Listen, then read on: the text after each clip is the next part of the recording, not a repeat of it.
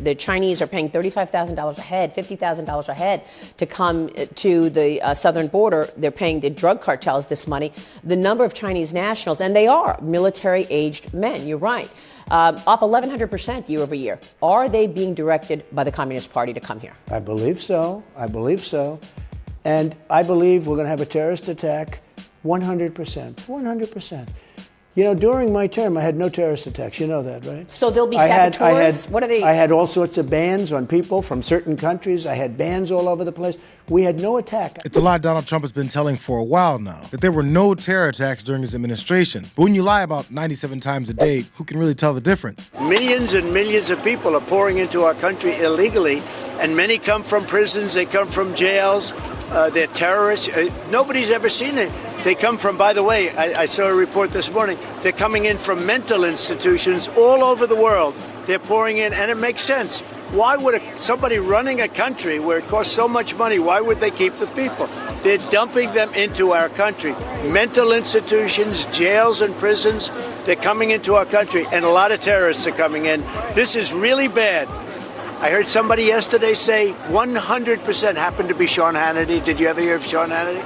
He said 100% certain that there'll be some horrible acts, terror acts. And that's the answer. It's 100%. It's 100%.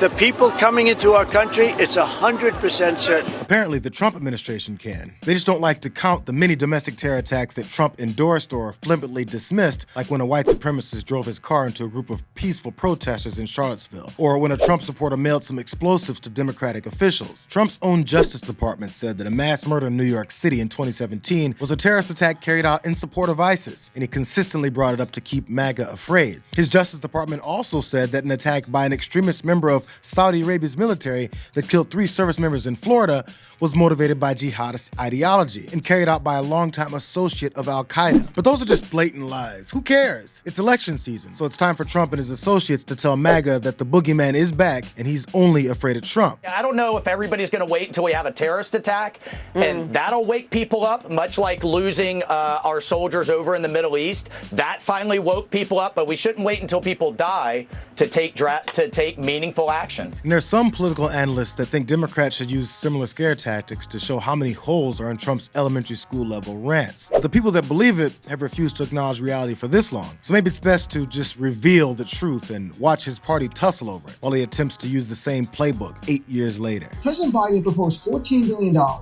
in aid for the border. We're talking about thousands of Border Patrol agents. Thousands would be hired. And Trump says no, and his minions say no. So Trump says there'll be a terrorist attack. It's up to Democrats to say, if there's a terrorist attack on U.S. soil between now and election day, it's because the Republicans refuse to agree to President Biden's plan to secure our border. It's that simple.